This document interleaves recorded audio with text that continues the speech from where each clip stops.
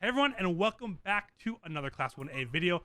We are still over here live on Jacksonville Games, but we are starting a new video as we want to move over to kind of a Q&A section and answering the big questions of Season 5, or just about My Hero Academia in general. We have so many questions that we want to just kind of discuss internally that we've gotten from fans throughout the season, and we also want to know what everyone here live in Discord for Jacksonville Games also has to ask. Yeah, so I have the first question here that comes from Ian, which is a very on-brand question for us. And it's, do you think the UA Traitor will ever come up again? If so, who do you think it will be? Goddamn UA Traitor, man. I could talk about UA Traitor literally every day, constantly. This is the one topic I can always talk about. I love it. Horikoshi always drops in threads, doesn't talk about them for 300 episodes, and then brings it back up for one line and then drops it again. I mean, didn't we have a mention of it this season again too? Yeah, I think Nezu brought it up for like 1 second, kind of like, we need to be extra careful about it. Or I don't remember exactly. Oh, no, the wording was, we don't have to worry about the students. I think the students were cleared. And so, which means it is like either a villain had to have snuck in. So like the traitor isn't a real traitor. Like no one is actually a secret villain. It's more like they somehow snuck in there, which I think it leads it to being, number one is an accident. We talked about this on our episode of where we deep dived into it for like a whole hour. But it could be Kaminari. We talked about his radio like device that he has, possibly getting like intercepted by All For One. So that was like one of the things there, like the accidents. And the other, I think, is just Toga. It could just be Toga earlier on, before they had like, you know, really good knowledge of her quirk. Yeah, and now it's even gotten better, right? So like, it's do you know how easy it would not, like, no one would ever question it. Like if she went as Uraraka and then just made something float, no one would ever question it again. I mean, that would be, I mean, this was obviously before that we knew the traitor's kind of there, but I agree that I think it's more likely an accident or maybe like a one-time information dump that somehow they got, and that's kind of what threw it off. So I think the traitor's going to come back up. I don't know if we're ever going to get a clean answer. Like, I don't think anyone's ever going to step out of a dark shadow and say, oh, it was me all along, the UA Traitor. But I definitely think there might be some snippet at like some point towards the end of the series, maybe, and saying like, oh yeah, like we've known everything you guys are going to do for like months now because of this. And it's just one or two kind of panels, and that's it. Yeah, I mean, I still think that the most impactful and the coolest thing would be if it was Hagakure. I still think that'd be the best. Like that was our number one pick in that episode. Just because, I mean, she doesn't get character development, so just giving her character development by being the traitor in the end would be enough for me. Like that'd be so cool. Character. It'd be so funny. And then just Shinzo just takes her spot. Like it's perfect. It's clean. It's easy. Yeah, it's easy. So I definitely think it's going to come back up, but I don't think it's ever going to be a clean answer. I think there will still be, after My Hero Academia ends, there will still be speculation on how the UA Traitor event happened, I think. Like that'll be my guess. But we'll have somewhat of an answer. Which neglected member of Class 1A do you want to see more of? Does this have to be like agreed upon, or is this just like no, just like you neglected. Personally? Like if I think Todoroki is neglected because I just want to see more of him, does that count, or does it have to be someone that like isn't considered like one of the big five? Because like Kendo's like the main character of Class 1B. She's neglected. Like I think it's a broad answer. I want to see more of everyone. I mean, Kendo, Monoma, Todoroki. I mean, Uraraka I want to see more of. Ito we haven't got much more of. I mean, I don't think there's anyone in Class 1A or B that I don't want to see more of. I mean, maybe there's a couple of Shoji I don't care too much about. Ojiro I don't care more about. Like, there's people I want to see less of, but I don't think there's people I want to see more of. I'll say I want more Mina. Absolutely. Like we get a lot of like one-off like. Yes. Yeah, we have like one-off gags with her and stuff, but like I don't know, like I want like a team-up mission, or I like want an episode that's just like her doing stuff, because her quirk is really cool. Like she has like the acid stuff going on. Like I want to see more of that actually in use, because it's really cool. Yeah, like I want to see more Monoma. I think Monoma is a character you could do an entire arc on. I think it would be incredible. Yeah. And my cop-out answer is always going to be Shoji. I could always take more Shoji. I want the face reveal. I want it all, man. Give me more of my big octopus boy. I need I want, because I mean he's a big dude. Let him beat the shit out of people, man. He's a big guy. Like, and he's the youngest in the class, dude. That's the other crazy part. He's the youngest. I have a real answer, but it has one specific detail to it. I want more Denki, but only if he's wearing the hair clips from the season finale. Oh, That's the only yes. way It was a good look. I loved that outfit. Those hair clips were fantastic. I do love Denki, but I loved his look there. Like I specifically called that out, like said it out loud when I was watching the episode because of how much I liked that. Like that would have been almost my drip pick of the season, even with Shigaraki. Because I just loved that moment so much. It was a really good look. So the next one comes from Shi. I'm going to alter it a little bit just so we can ask it in a way that won't spoil manga for folks. So this is anime only. We'll think about it. But what do we think about Float? So we got introduced to Nana Shimura, her new quirk, or her quirk, but new to us. What do you think about Float? Is it busted? Is it OP? I mean, she is All Might's mentor. Like it has to be really good, right? So I think there's a couple points to it. We actually talked about this on last week's episode a little bit. That pretty much, I think every single quirk that Deku's going to get from here out is going to be a fantastic utility and going to turn him closer and closer to being a Superman All Might-like figure towards the end. But I don't think he's ever going to get another broken quirk. I mean, All For One has ability. The ability to store up and release energy, some what All Might has done, is an OP quirk. So I think anything else with that is going to have some kind of limitations on it, or I don't know. I know each quirk is going to have its own kind of spot, but I don't think it's going to turn him into Superman. Like I could not imagine it is going to allow him just to fly around the entire world, like whenever he wants. I think there has to be some kind of limitations on it in order for it not to be broken. It's to me, it's like it's almost like more of like a zero gravity kind of thing, not so much like a flying kind of thing. You know what I mean? Like I think there's a clear difference between the two, and I think this is just kind of gonna enable the quirks he currently has, and as we know, the more ones he's gonna get eventually, whatever the hell those are. So I think this. I don't think it's going to be anything super flashy. I don't think it's going to be dashy like Bakugo. I mean, Bakugo was already tearing him to shreds about it, which I like, as we said, is awesome. But I don't think it's going to be any to that degree. I just don't think it's going to be there. I think it's just going to literally let him like levitate and just basically be off the ground and suspend himself. I don't think. It's called float, not fly. Yeah, which I think exactly. is a big thing. If it was called fly, I think that would be OP. Float. Yeah. Oh, fly is floating busted. in water. Like he could probably go up and float, which is going to be super good because I mean he can go up and obviously go straight up a building and then just jump off and get up there. I mean it's going to allow him to do great traversal or just kind of getting out of the reach of Shigaraki. I mean obviously Shigaraki grabs him, well he just floats straight up and he comes back down later. Like. Well, I mean, like the thing to think about it too is like it has to be a quirk that's good enough to be a pro hero with, and so there has to be something with it. You have to be able to do something with it. But remember, all of the previous One for All users are nobodies. Like none of them were ever like top heroes. I mean, they kind of called that out. Still a hero though. Yes, she was still a hero, and so it had to be like Manetta's going to be a pro hero. So let's just take that into account. Like he don't could at have least that great of a quirk to be a pro hero. Okay, Mineta might suck, but his quirk is actually a good quirk. His quirk is actually really good. Do you think Mineta's gonna get like top 10? Do we think Mineta's gonna break into the top 10? No shot. I don't think he graduates. Yeah, he probably won't even graduate, but yeah. He'll drop out, yeah. Okay. Will we ever see Gentle and Labrava again? And why do we all hope it's a yes? Yes, man. Give me more. Like Gentle Criminal, like I went on a tangent about that dude, man. I loved him. He is such a he is the most human villain we have. Like he was out of he tried, man. He tried so hard. And I think I don't know, man. Just something about a character with that kind of backstory. He was great. And Labrava's busted, man.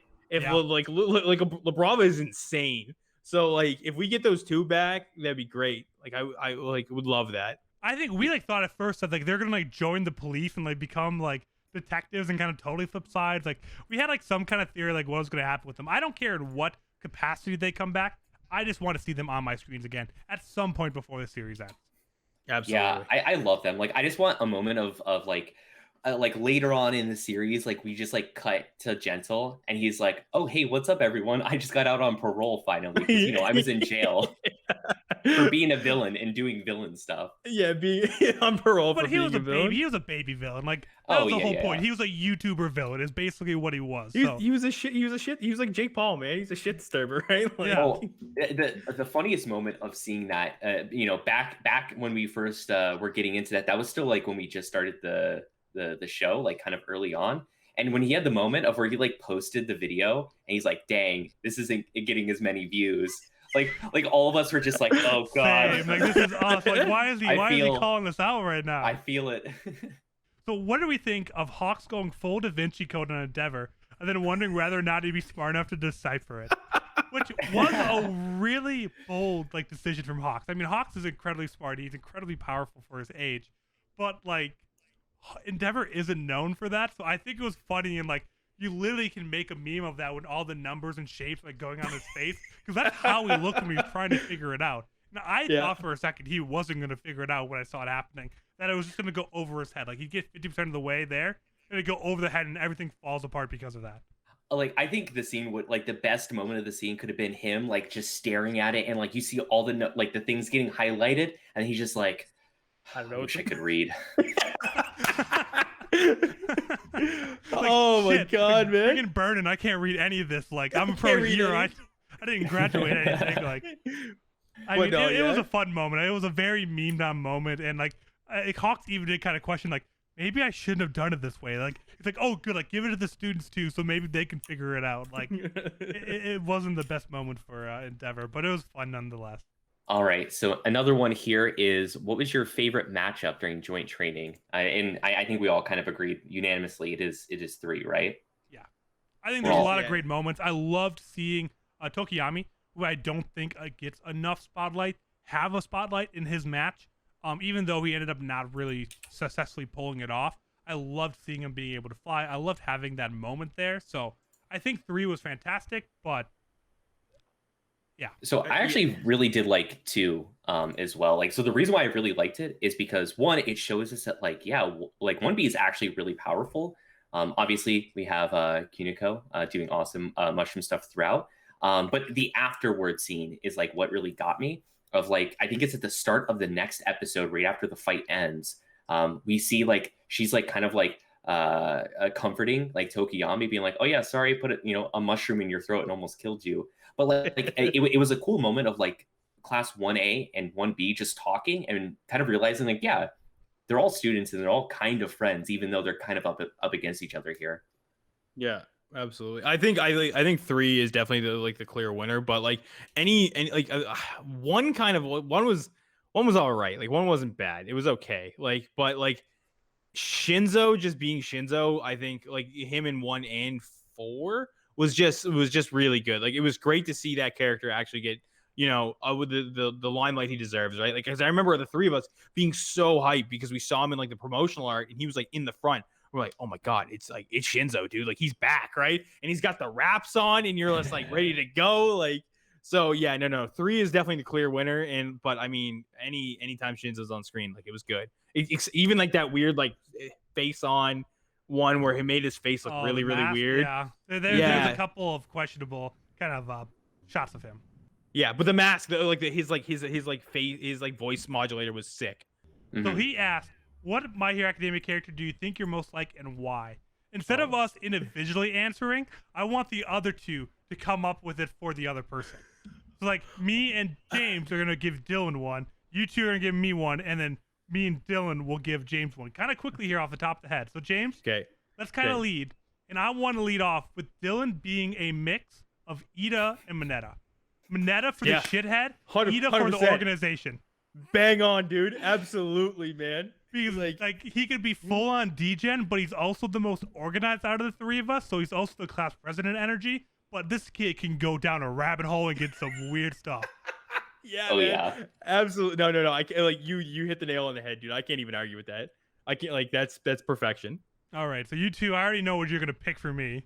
I actually, so I have 2 for you, Andrew. So my 2 is 1. It's like your Mirio. Number 1 is like Mirio, but on other days, you're just Amajiki. Like you show up like just full doomer mode. Like if you're too tired, you're just like, I don't want to be here. So like I feel both of those for you sometimes. Yeah, no. Mirio. Big Mirio energy for sure. Because like throughout the podcast, like no matter how like big slumps we have or like whatever, dude's always positive. Dude's real positive, and then he just doesn't get enough sleep one day, and then he's just like he's full Amajiki. You mean like last night when I was up till 4:30 in the morning playing New World? Yeah. Yeah. Well, I like those answers. And then I think, kind of going off that, Dylan, I mean, I think Amajiki is one of them for sure because he is just a doomer completely all the time. I mean, Dylan, what do you think else? I mean, I think Amajiki is the big one. I mean, maybe part shoji. Like, what else for James? For James, I actually think Kirishima a little bit.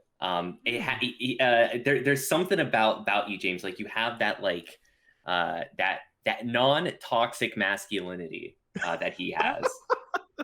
I'll give that. I'll take it, man. I'll take it. Mm-hmm. Yeah. I was expecting to get hit with like Denki or some shit. Like I was ready for that. And I kind of usually like Nimbus, like in chat, like it's harder for you to pick like your own characters. It's easier for someone else to kind of even slightly know you, kind of just associate you with the character, or you can go take BuzzFizz quizzes and see what comes up out of that. But that's why I want to do that question, because it seems self-absorbed if you pick a main character for yourself, but if someone else kind of does that, and they're just going to be more accurate with you when you ask someone else to kind of say it. But so I want to get through these ones because they're a little bit quicker of questions. But number one is, we left off with a pipe going through Shigaraki's body and being electrified, being in incredible pain. What is happening here? Which I want us to answer literally for what we know, because I think we do know what's happening right now, right? I mean, he's the next All For One. Yeah, I mean, he's getting the power. Teased by. Yeah, that like the doctor said, like, hey, you're gonna be in extreme pain for 3 months, and then you're gonna be All For One. That's pretty much what they were chalked down to. I think he's not gonna be like have thousands of quirks all of a sudden when he wakes up, but I think he's going to have the ability to take quirks, and I think he's going to have an arsenal of quirks in 3 months. He's getting like Nomu-ified, basically. Yes. Yeah.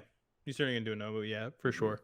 I mean, I think that's clear. I don't know exactly where it's going to go with it, but he's obviously the next All For One, so this is how he's going to get that, at least in our idea.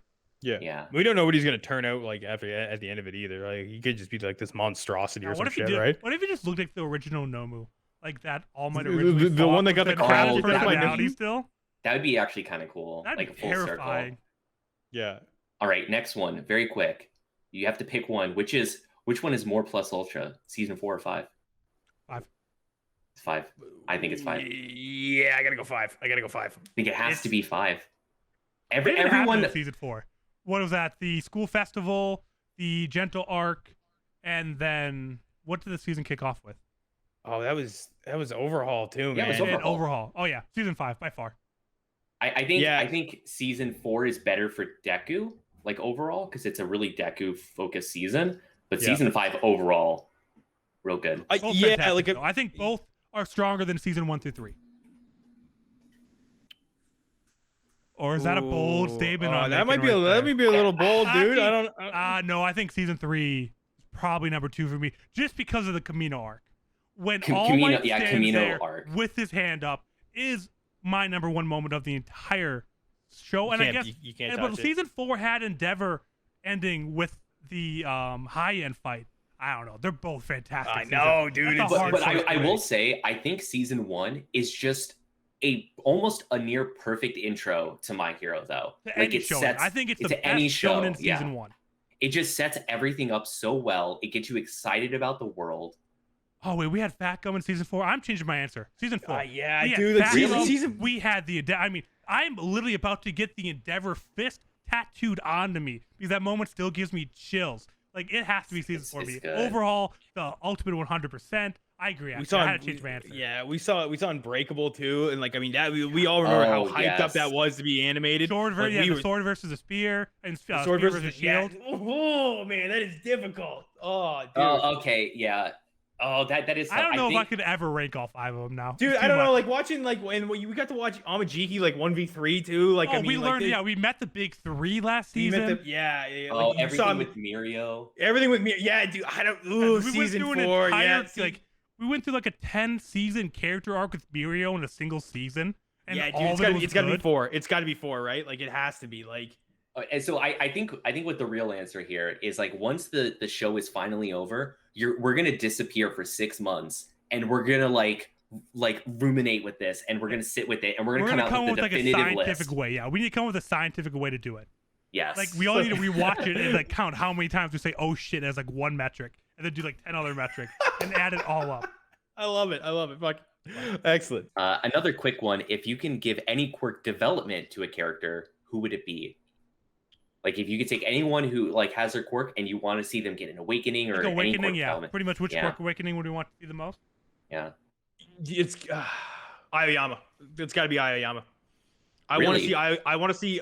So I reference this scene a lot in the movie, but like in like Two Heroes, Heroes Rising, the not the newest one, but the like the crazy one that is like Two Heroes, Aoyama goes Heroes Rising. friggin' You're right.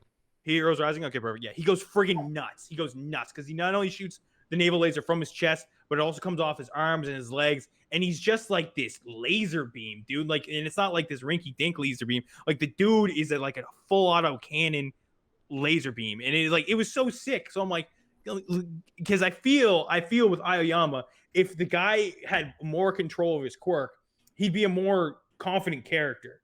I think the two would kind of go hand in hand, because you have somebody who's so limited by like the amount of laser they can expel, right? If that gets some degree of awakening, if his gut can finally handle it, I feel like that would just be so cool to watch. I think I know. Sorry, Ooh, like I just kind of had a thing. Would be good. I was thinking like, because right now she has to create objects, but like, what if she could just change her body shape? Like, if she could literally just like armor her arms, like instead of like creating armor, she just turns her arm into like armor, or like I don't know what exactly Quirk Awakening looks like. Like transmute, like it's a transmute kind of thing. So instead of creation, it's transmuting as well, or that she could turn other objects even temporarily into something else. Like I don't know exactly what it is, but I think she has such a unique quirk that could go in 10 different directions with a cool Quirk Awakening. Yeah. So mine, a little bit inspired by the person who asked this question, KK Crossing, was talking a little bit about Uraka, and I actually think Uraka would have a really cool one. So imagine this of like, how she touches stuff and you can get rid of like gravity on it. What if she could do like an area of effect, right? Of where she just like makes the gravity reverse in an area. Oh, how cool would that be? Like she's in a room and she just like so holds it's like her hands out to the air, like ray instead of like a touch.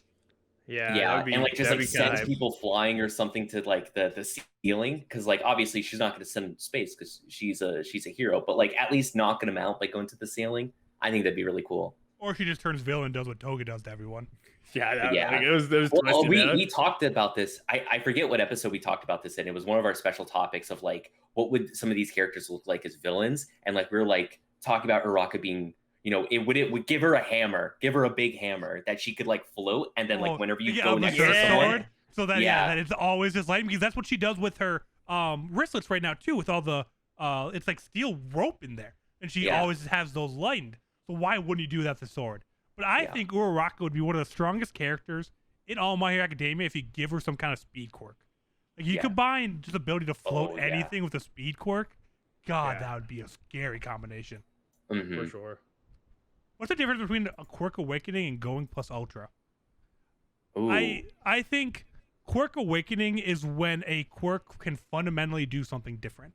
Even if it's going from, if it requires a touch to an AoE, or like an area of effect kind of thing where it's a spray with Shigaraki, I think that is a quirk change, because right now it used to have to be something you touch, but he was able to kill all those people with just kind of running his hand through them. I think plus Ultra is what Endeavor did in the high-end fight, where he used up every drop of energy he had, did something that was like 150% of his power, but it's an ability he already knew how to use. So like with Kirishima, which is where that question came from, is he went 150% hard. He didn't change. He's not able to shoot out his rocks, which would be a Quirk Awakening. He can create his rocks and throw them or kind of eject them a short distance. That's awakening to me, because that's changing the ability, but going 150% of something isn't an awakening to me. You guys it's a good question. Yeah, it's a good question, but I think that's really what it is. Yeah. But I think there's a very thin line where something could be considered both or one or the other. I think that's another thing. They're not going to explain what it is ever, because then you can just kind of think whatever you want it to be. Okay, I have another question for you all here. Specifically, it's about Bakugo. So we talked about a lot about Bakugo today. Do we have any favorite all-time Bakugo moments? The person who typed this in said that their favorite was whenever he was captured by the League of Villains, and he was basically like casting off, like, I'm not gonna become a villain, which I think is a really cool moment, because like at that point we're all like, wait a second, is he gonna become a villain? Well, like up until that point, because we were always just like Bakugo is the dude who would become a villain, like up until that point, because like straight up, my favorite moment of him was our introduction to him, where he straight up tells Deku to kill himself. Like like that, like sets the pace of their relationship. He's just like, dude, throw yourself off the roof. No one's gonna care. Like, incredibly mean, incredibly toxic. My favorite though is the fight, like Deku versus Bakugo too. I mean, it's a common answer, but like that fight, just like the emotion behind it, the animation that they bring to the table, it's top notch. It's a top notch fight. It might be one of my favorite, like my hero moments of all time, let alone just Bakugo. I mean, it's literally the outro for our videos. Like if you go watch our videos on YouTube, the last like 10 seconds where like the other videos pop up is that fight. So I have to agree. That's probably my favorite Bakugo moment as well. If we could pick any student or hero to face any villain, who is our dream pair up there? Who we want to see fight? Ooh. Let's take out All Might and Deku of this. I say everyone except for those two. Because obviously they're the most powerful people in the world. I have it. So there's a little setup to this, right? I have to do a little bit of a setup. So we're saying that each of these people get like, I don't know, some of the quirks that they want or some of the buildup that they want. And you'll understand why. I think Toga versus Monoma, these two people pulling out random quirks fighting each other, like could be really cool, right? That'd be so good, man. That would be the wackiest fight ever, man. Like you have Toga just like taking in more blood and like Monoma like checking like all of his watches and they're like doing all these like crazy like quirks. I want to bring up the fact we talked about this forever ago from a different question we had. So for anyone that's seen Hunter x Hunter, the main, like one of the villains, the head there, has a book where he's able to pretty much take abilities and kind of use it. And Monoma just has to touch something. We've seen him touch hair to use a quirk. Oh, so theoretically, he could build a book of hair and just use quirks, kind of like how Toga has blood and it can just use that whenever she wants. So pretty much it could just be a fight of 1,000 quirks between these two and go on forever, which is so cool. Jillian, do you have an actual answer? And that's a hard one to Crollo. Yes, that's the name. Oh man, it's like I don't. You know what? I want the rubber match, dude. Give me jacked up Tetsu versus Kirishima. Give me that back. If we're talking like any two people, if we're gonna do villain future, what? Wait, no, what was your fight there? Tetsu Kirishima, like round, like the rubber match, like run it back. I think because I think the two of them have just grown so much to this point that it would be great to see like just the outcome again. I think I just because I just want to see my manly boys beat the crap out of each other. Give me my boxing ring, put them in. Let's run it back. Let's run it back. I mean, there's so many. I mean, I almost can't even think of anyone.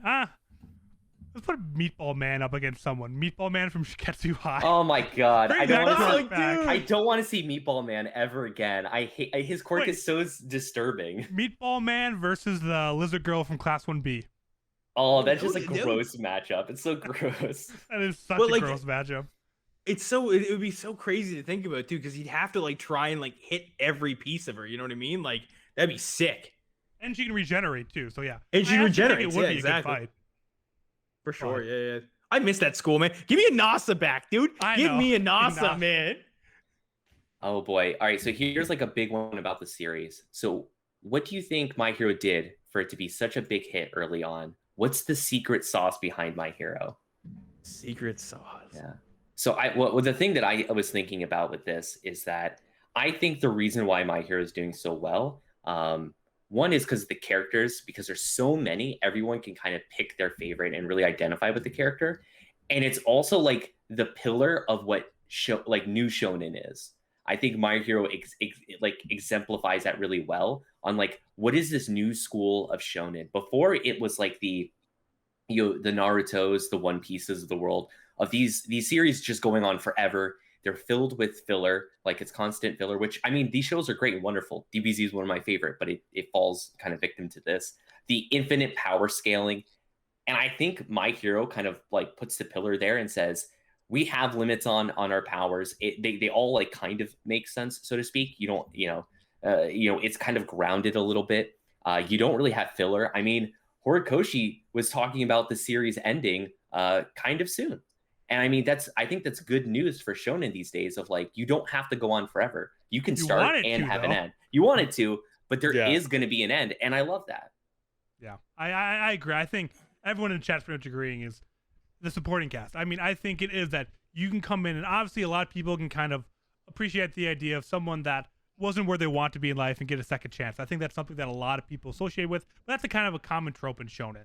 I mean, I think a lot of people kind of get that second chance, but for me, it's the supporting cast. I mean, Todoroki, one of my favorite characters of all time. Bakugo. I mean, I think it's being able to go and finding someone you either relate to in the rest of the class, or just having multiple favorite characters that every time they come on get you excited is great.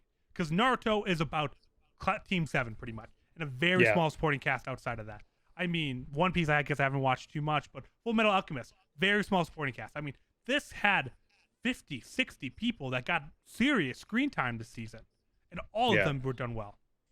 No, it's definitely it. Like, I mean, I found like it with the other, like the shonens of the past, it was always had you yearning for like these other secondary characters. You just want to see more of them, right? And you never got it. It never happened. I've like through like all the shows, I've been a huge Shino fan from Naruto. I loved Krillin from Dragon Ball Z and Tien and Yamcha. Like, I mean, and these characters, they just like, nah, man, it's the Goku show, it's the Naruto show, like, and that's it, right? Like, you never get to see this. But like, I mean, I feel like I'm beating a dead horse, but like, I like these side characters. I love them, man. Like Shinzo, Shoji, like Koda, like these characters, they get enough love that I still feel satisfied and still want more at the same time. You know what I mean? I don't feel like my favorite character is neglected. It's great. Like, I think it's such a well executed thing. Yeah, I mean, I completely agree. Yeah, and I mean, I could go on and talk about and answer My Hero Academia questions forever, but I think we're gonna wrap it up there, just because. I mean, we've been talking My Hero Academia for about an hour and a half. I'm sure she and some of the moderators here in the Discord actually want to get out and go do something else. So again, thank you so much for everyone that sent in questions either ahead of time, that are doing it live, anyone that interacted with this or with the season 5 wrap up that we just recorded before that, or if you're watching this on YouTube, make sure to go and check that out. youtube.com/class1a for everyone that is looking for more My Hero Academia content. We do a bunch of videos each and every week. It is so much fun to do, and doing this live show has been so much fun, and answering these questions as well. So I'm sure we'll be doing this again in the future. Richard, Jasco Games, thank you all so much for giving this opportunity. It was so much fun to get in front of a live audience and interact with it. So thank you for that so much. And I hope you guys all enjoyed both kind of little videos here or just the overall live experience. We had a blast. And you guys have any last kind of closing words before we wrap up here? No, just thank you so much, guys. Thanks for having us. We appreciate it. And thanks for everybody in the chat. That was great.